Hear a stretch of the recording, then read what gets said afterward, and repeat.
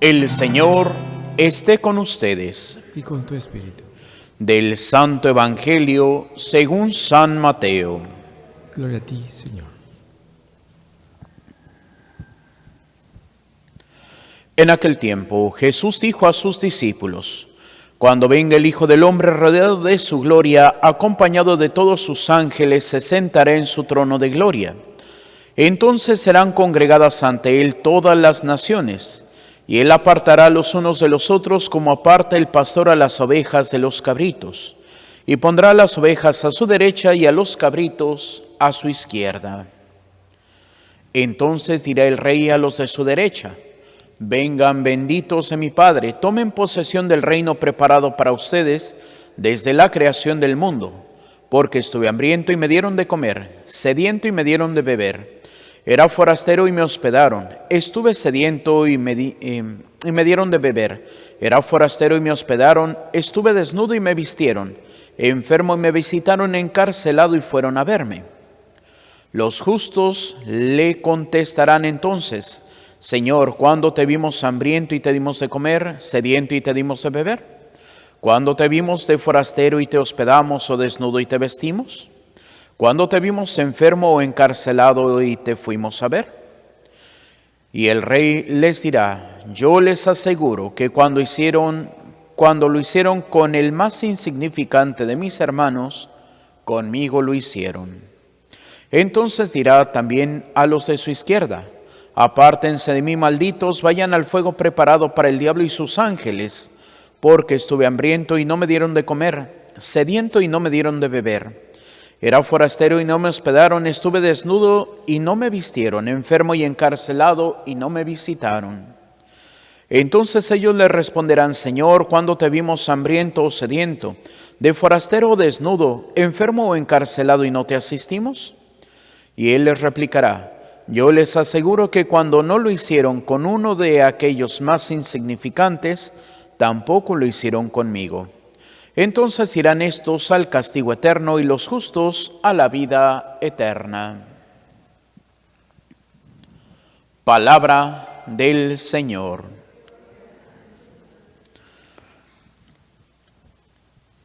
Nos sentamos brevemente. Queridos hermanos, el día de hoy nos encontramos con este pasaje comúnmente llamado el juicio final, que es precisamente dentro de lo que se le llama el discurso escatológico del Evangelio de San Mateo.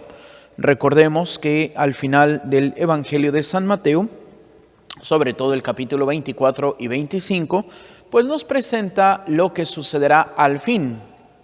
Y pues dentro de estos pasajes, como lo escuchábamos al fin de nuestro año litúrgico pasado, el ciclo A, ahora estamos en el ciclo B, pues tenemos la imagen de las 10 vírgenes, tenemos la imagen del novio que va a llegar, pero pues a qué horas no sabemos. Por eso dice: velen y estén preparados. Y bueno, la conclusión de todos esos pasajes es lo que hoy estamos escuchando, el juicio final. ¿Y por qué escuchamos el juicio final dentro del tiempo de la Cuaresma? Bueno, porque podría preguntarles cuáles son las 3 prácticas cuaresmales, que no tendrían que ser cuaresmales, sino tendrían que ser de la Iglesia siempre. La primera, a ver, si fueron el miércoles de ceniza a misa, ¿qué nos decía el Evangelio?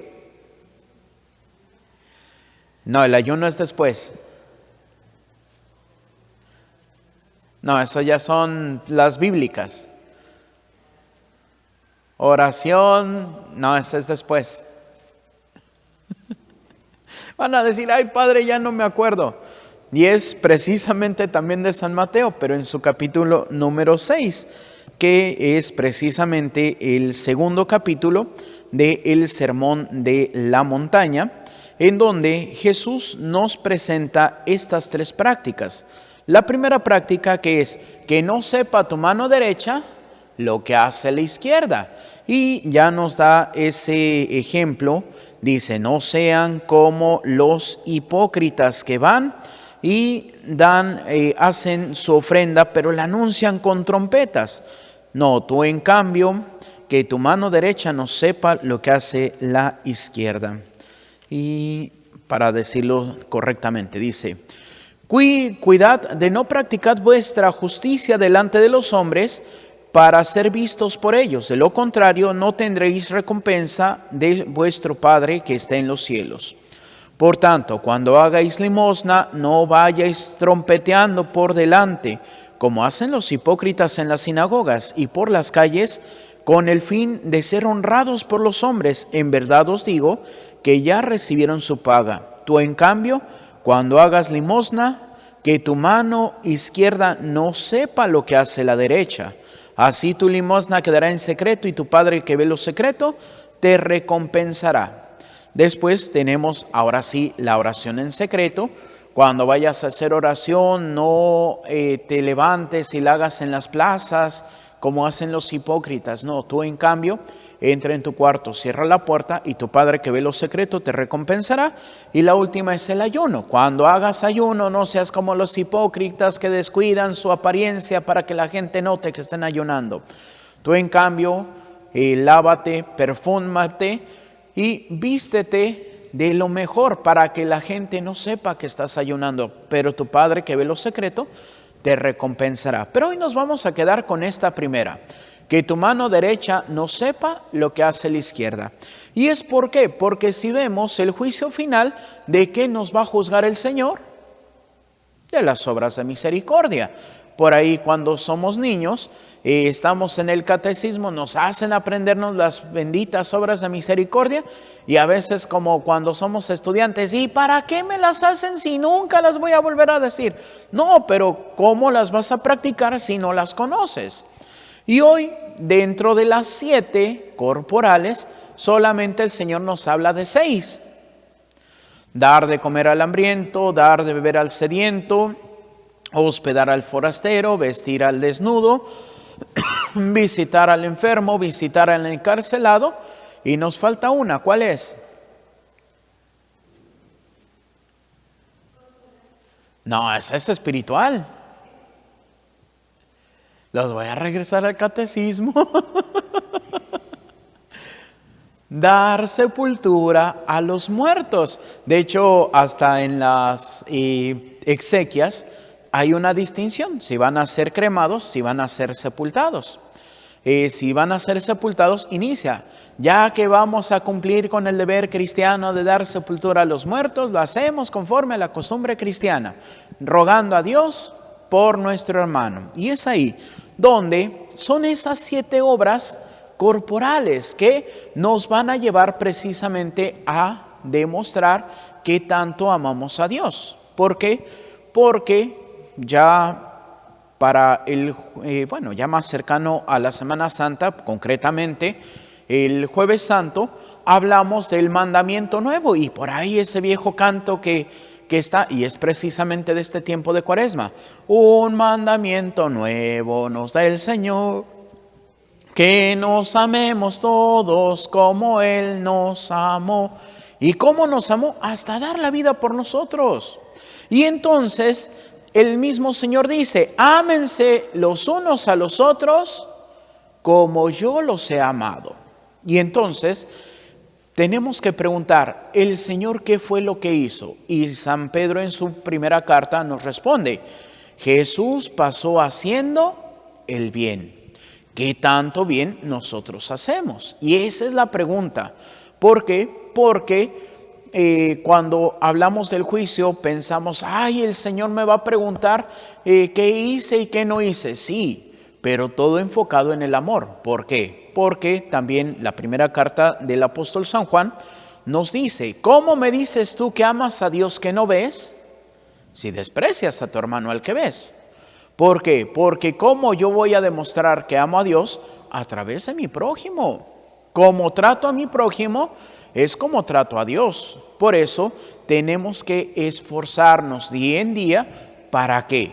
Para que podamos dar ese verdadero testimonio. Y entonces, sí, no solamente el Señor nos va a preguntar las obras o lo que hicimos de las obras corporales, sino también de las obras espirituales, que pues bueno, ya es ahí donde podemos encontrar las 7 obras espirituales. Nada más permítanme que luego hasta el padrecito se le olvidan. No sé por qué, pero siempre termina faltándome una. Pero para no errarle, aquí vamos a sacar las 7 obras corporales que ya dijimos, las 7 obras espirituales. Y la primera de ellas, podríamos decir que es pues la clásica: enseñar al que no sabe, corregir al que yerra, orar por vivos y difuntos, aunque esa es la última. Mejor agarramos el tumbaburros. Enseñar al que no sabe, dar buen consejo al que lo necesita, corregir al que está en el error, perdonar las injurias de los demás, consolar a los tristes, sufrir con paciencia los defectos de los débiles y rogar a Dios por vivos y difuntos. Y podríamos decir, ¿qué tanto nos cuestan las obras corporales? Bueno, ahí sí hay un costo. ¿Por qué? Porque pues podríamos decir, no, pues es que vestir al desnudo, pues sí, pero tengo que o comprarle ropa o darle de mi ropa. Y entonces, pues sí, tiene un costo material. Pero las obras espirituales, ¿cuánto nos cuestan? Nada. Y son las que más o menos hacemos. Y por ahí podríamos decir, dar buen consejo al que lo necesita. Y a veces, ¿cuáles son nuestros consejos? Pues no son los mejores consejos, a veces son los peores.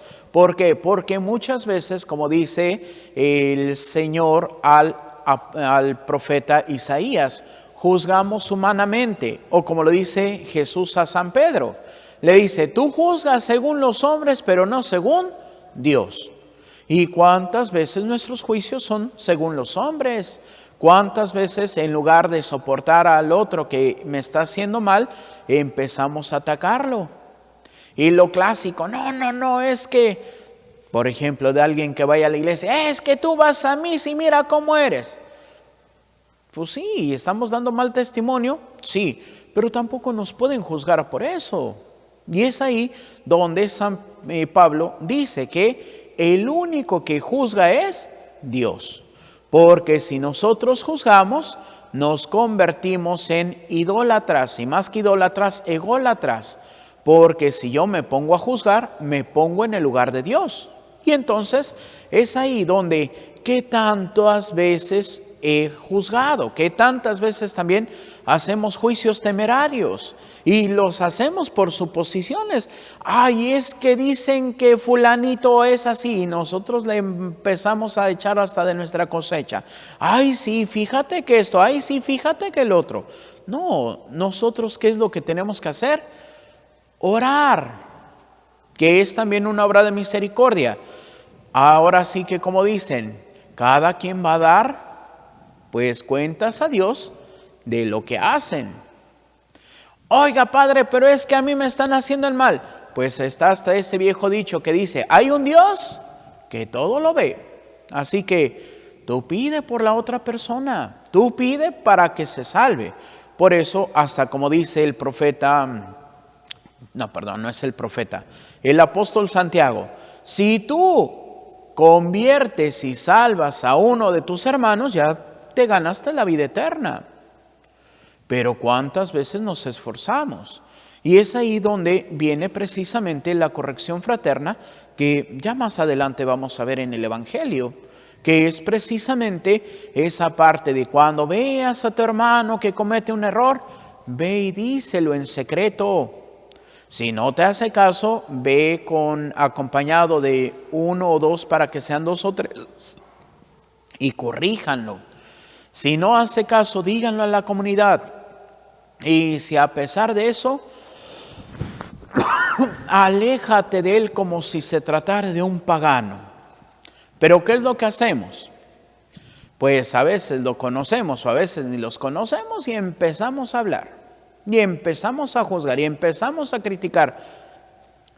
Y podría preguntar, ¿y eso nos va a llevar al cielo? No, nos vamos a ir derechito, pero al infierno. Más bien, ¿qué es lo que tengo que hacer?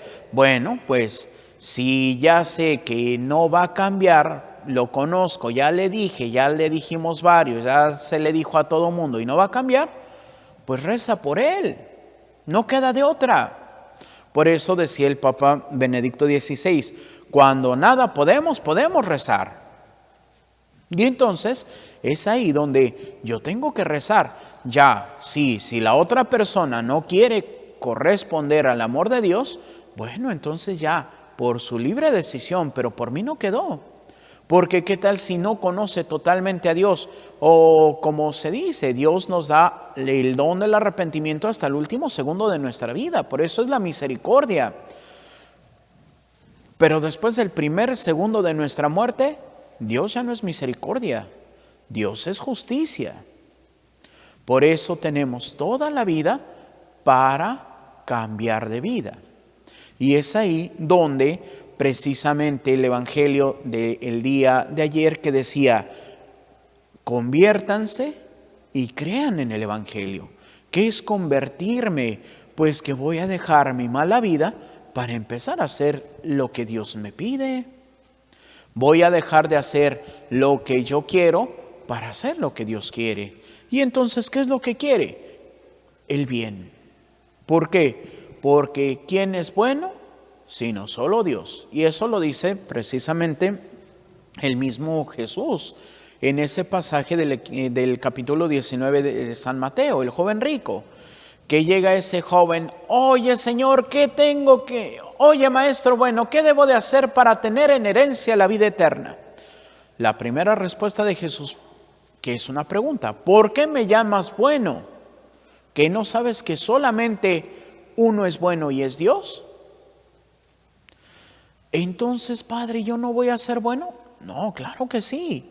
Que Dios sea el único bueno no quiere decir que nosotros no tendamos a la bondad, pero es por participación. Es como, por ejemplo, ¿quién es el único sacerdote? Y lo dice la palabra de Dios, Cristo.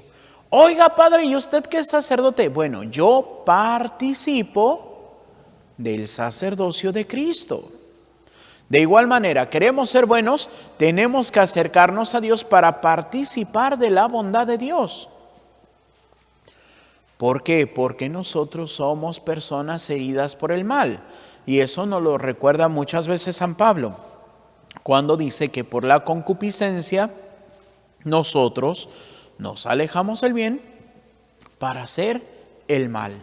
Por ejemplo, podríamos decir, y esto me lo comentaron y también me lo confesaron algunas personas, no una, sino varias personas, que dijeron, ay Padre, es que yo estaba haciendo mi ayuno del miércoles de ceniza, pero es que era el día del amor y la amistad y en el trabajo hicieron convivio y yo primero me resistí, pero es que también era cumpleaños de la compañera y pues tuve que comer. Y es así como que, ay, sí, casi te pusieron la pistola en la sien para que comieras. No, ¿cuántas veces nuestra flaqueza humana? ¿Cuántas veces, y esto desde niños, hay experimentos con niños que les ponen así como que, mira, voy a dejar este chocolate, pero no te lo comas. Y lo primero que les dicen, lo primero que hacen, se zampan el chocolate. Y cuando les traían otro premio, pues ya lo perdieron por haberse comido el chocolate. O un grupo de niños que están y ponen una máquina de dulces. Y entonces les dicen, no la vayan a usar. ¿Por qué? Porque se puede descomponer. Y pues así como que todos, y una niña así como que se quiere acercar y los demás, no. Y la niña empieza y le da vueltas y empiezan a caerse todos los dulces. Y primero los empieza a esconder, pero después cuando ya ve que se le está llenando todo de dulces, pues nada más lo único que hace es ponerse a llorar. ¿Y por qué? Porque nos gana la tentación. ¿Por qué? Porque no nos fortalecemos. ¿Por qué? Porque no estamos viendo a Dios. ¿Qué es la diferencia entre los justos y los injustos en el Evangelio del día de hoy? La visión de Cristo. Como dice San Juan Crisóstomo, y se me hizo muy interesante esa reflexión, no puedes ver a Cristo en la Eucaristía si no ves al Cristo sufriente a las puertas del templo? ¿Por qué? Porque a veces se nos olvida, y hay un canto que es Hombres Nuevos, que dice que, no es cierto, con vosotros está y no le conocéis. Y dice, su nombre es el Señor y pasa hambre, su nombre es el Señor y está desnudo. Y es precisamente el Evangelio del día de hoy. Y dice, y muchos que lo ven pasan de largo, quizás por no llegar tarde al templo. Y es ahí, oiga padre, entonces si yo ayudo a un pobre ya no tengo que ir a misa. No, yo no estoy diciendo eso. Como dice el Señor, tenemos que hacer esto sin descuidar aquello. Tengo que ir a misa sin descuidar mi caridad para quien me necesita. O tengo que hacer la caridad sin descuidar que tengo que ir a misa. Porque a veces somos muy buenos. Ay, padres, que fíjese que no fui a misa porque esto. Y una vez una persona me decía, ay, padre, es que no pude ir a misa porque, ay, fíjese que pues llegaron mis hijos y dejaron a los nietos y como están chiquitos y como eran varios, no pude ir a misa. Y yo así como que de esas veces como que el Espíritu Santo te sopla. Le dije, oiga, ¿y a qué hora se los dejaron? No, como a las 10 de la mañana. ¿Y a qué hora se los llevan? No, padre, como a las 4 de la tarde. Oiga, ¿y que no hay misa antes de las 10 de la mañana y misa después de las 4 de la tarde? No nos hagamos, pero somos buenos, ¿verdad? Y es ahí donde tenemos que hacer una cosa sin descuidar la otra. Tenemos que practicar la caridad sin descuidar también la parte cultual. No puedo decir, ay, es que solamente con ir a misa, darme golpes de pecho me voy a salvar. No, te falta la caridad. Pero tampoco puedo decir, ay, padre, me voy a ir a ayudar a todos los pobres de la ciudad, pero eso me va a impedir ir a misa. No, ¿cómo vas a llenarte de Dios para poder vivir la caridad? Porque si no vamos a caer en una filantropía. ¿Es buena? Sí. ¿Pero qué es la filantropía? La ayuda del hombre por el hombre. ¿Y qué es la caridad? La ayuda del hombre por amor a Dios. Y es al amor perfecto que decía San Bernardo de Claraval, al que tenemos que aspirar. ¿Y cuál es el amor perfecto según San Bernardo de Claraval? No me amo ni a mí mismo si antes no amo a Dios. Por amor a Dios me amo a mí, por amor a Dios amo a mi prójimo. ¿Por qué? Porque a veces somos muy buenos, ayudamos a todo el mundo, pero nos descuidamos nosotros. No. Tenemos que aprender, por amor a Dios, que me ha dado un cuerpo que tengo que mantener. ¿Para qué? Para que pueda servir a mi prójimo. Es como le decía a una persona en una plática, eso no fue confesión, sino fue una plática. Y le decía, es que inclusive cuando se toma un curso de primeros auxilios te enseñan cuál o quién es el primero que tiene que ser atendido. El rescatista. Imagínense, hay una bomba y acaba de explotar una y se sospecha que hay otra. ¿El rescatista puede entrar? No. ¿Por qué? Porque si no ya no van a necesitar un rescatista, van a necesitar dos. Para el herido y para el rescatista que fue. Por eso, lo primero es estar seguros. Ya que estoy yo seguro, ya puedo ayudar al otro. De igual manera, ¿cómo puedo ayudar si me estoy matando por ayudar? ¿Eso es lo que Dios quiere? No. Quiere que yo esté bien para que yo ayude al otro. Por eso podemos también decir esa otra fórmula de ese amor. Ama a tu prójimo como a ti mismo. Si yo no me amo, si yo no me cuido, si yo no me procuro, ¿cómo puedo amar, ayudar y procurar a mi prójimo? No podemos dar lo que no tenemos. Por eso es vivir unido a Dios en la liturgia para poder vivir unido a Dios en la caridad. Y es eso lo que Dios nos va a juzgar. Por eso, y ya con esto terminamos, con ese resumen que da San Juan de la Cruz. Al final de nuestra vida seremos juzgados en el amor. El amor a Dios, el amor a mí mismo y el amor al prójimo. Por eso pidamos al Espíritu Santo que nos dé esta gracia de poder amar y poder servir conforme al corazón de Cristo. Que así sea, para gloria de Dios Padre, Hijo y Espíritu Santo. Amén. Nos ponemos de pie para hacer nuestra oración de San Carlos de Foucauld. Padre, me pongo en tus manos, haz de mí lo que quieras. Sea lo que sea, te doy las gracias. Estoy dispuesto a todo, lo acepto todo, con tal de que tu voluntad se cumpla en mí y en todas tus criaturas. No deseo más, Padre, te confío mi alma, te la doy con todo el amor de que soy capaz, porque te amo. Necesito darme a ti, ponerme en tus manos sin limitación, sin medida, con una confianza infinita, porque tú, Señor, eres mi Padre. Amén. Nos sentamos y continuamos con nuestra celebración.